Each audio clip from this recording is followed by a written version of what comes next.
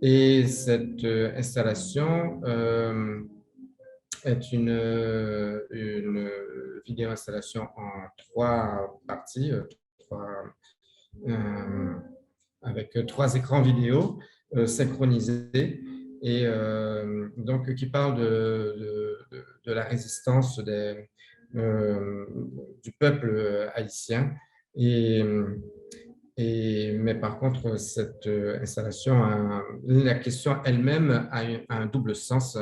Euh, Est-ce que la résistance fait de nous des hommes? Et si c'est le cas, euh, qu'en est-il de la communauté de LGBT qui elle-même résiste depuis des siècles, ou bien de ceux qui ne se sentent pas forcément hommes, mais qui résistent? Et qu'en est-il des femmes également?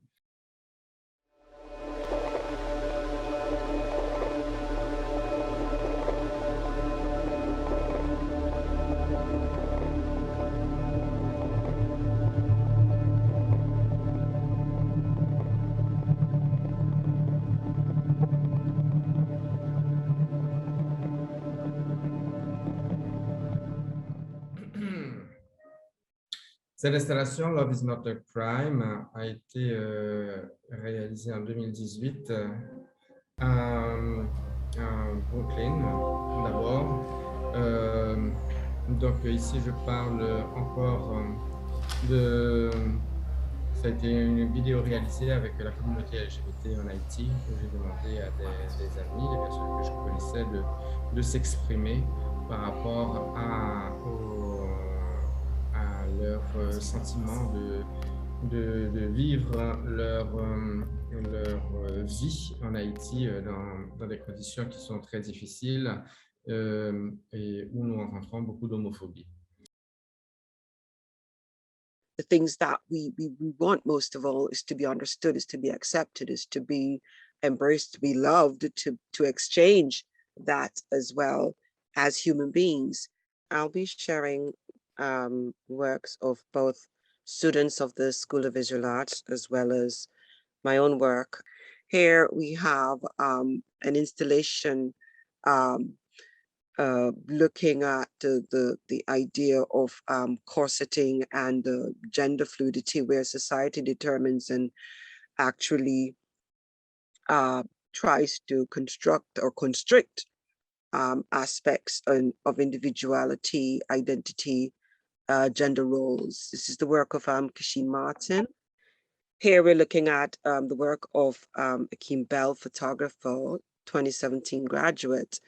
Again, the male-female collision there, if you will, of power, gender, and the echoes again of colonial slavery and how that has percolated down to society today. I would also include in my work the effects of this on children as a part of the space.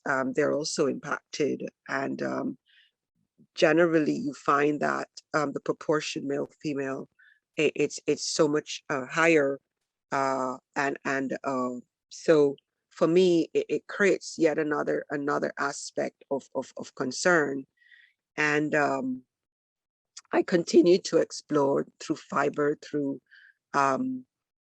just everything that can be manipulated within the domain and incorporated to find ways of expressing the disembodied forms.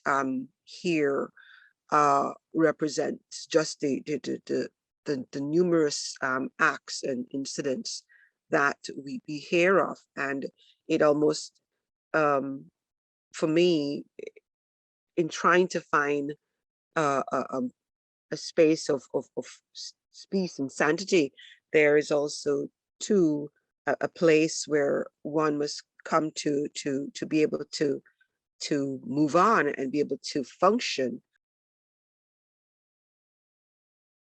There's always a saying that you are who you are, not what you do. but like what I do is intrinsically connected to who I am as a person. And so I will talk through some of the work that I've done that focuses on the community that I am a part of, which is the GLBTQ community. And I live in the Caribbean. So I define myself, first of all, as a father. I have 2 wonderful children. I have a husband. I'm married. I'm Bahamian. I'm Black. I am gay, and I'm a filmmaker. I understand that we are a vulnerable community and we are always in danger of being erased. And so it was important that I put something out there to say that, hey, gay people have been living in the Caribbean. They do live in the Caribbean. They have struggled, but there's diversity. There's been struggle, but there's also been joy.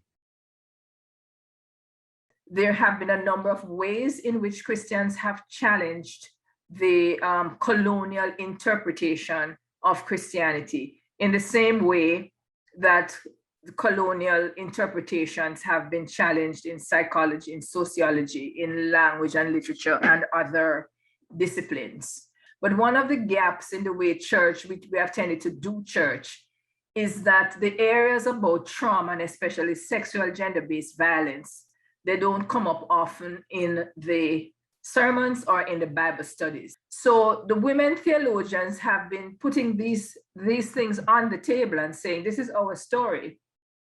And we have to interrogate it and not leave out all of these nameless women like the Levite's concubine. She has no voice, she has no name. We have to give that name and connect with what's going on now. We proudly in Tribes and Call for embrace, you know, the reputation we have of doing work that's going to challenge you. We also have become very mindful of not only lamenting, but celebrating. So we don't want to just do shows about women being beat up and girls being raped and gay people. We want to also celebrate people living their lives and surviving. So it's that juxtaposition of being conscious of the fullness of the experience and how we contribute to the conversation. Several of the presenters raised this question about joy and about opening up space and making visible the ways that marginalized identities, people who inhabit marginalized identities, people who are not often seen or made visible. How do we make those spaces and those experiences and those voices and those perspectives, how do we make them visible in a way that does not reproduce violence? So the accounting for joy is not the same as escaping struggle. It's not the same as escaping or rejecting the need to push back against systems through the work. But it is saying that there's a fundamental set of human relationships and human experience that is part and parcel of being marginalized, and that itself, I think, is showing up in our work. And it's like what I want to see. I know that I want to see more of. Most of the artistic praxis that we've been exposed to here today, absolutely amazing. I'm super impressed. I love how much I've learned today about what's going on and these really amazing people doing these things. But as someone who spends most of my time kind of out and about among, among proletarian folk in Trinidad and Guyana, these are people who don't go to MFA shows or the venues in Port of Spain or Georgetown, like the fine art scene or theaters. These are people who feel intimidated by that. So I'm just thinking about, what about the question of supporting and facilitating artistic practice, creative production outside of the more privileged venues? And again, this is a really difficult question for which I don't have easy answers, but it's important to put this question out there on the table. How would something like the Caribbean Culture Fund support, facilitate art, popular arts, so I mean, the obvious thing would be ritual arts, festival arts, temple arts. I spend a lot of time with healers who, queer spiritists and healers who have very large, audiences, and who are doing all kinds of very interesting therapeutic work, existential, philosophical work with folks, outside the context of like formal artistic venues. So I mean, as an anthropologist, I'm really thinking about this, the challenge of arts supporting, facilitating artistic praxis in what are in fact deeply class stratified societies. The Caribbean Culture Fund envisions itself as supporting the arts and culture of the region in a manner which is respectful of tradition and cultural specificity, but is also attuned to social and cultural change. But how might a culture fund take note of maligned and overlooked traditions? How might marginalized practices and practitioners be accounted for? How might such a fund widen the cultural lens of the Caribbean to make meaningful space for a queer abundance on the edges? How might a fund do right by communities who have been violently excluded by their own national archives and cultural memories?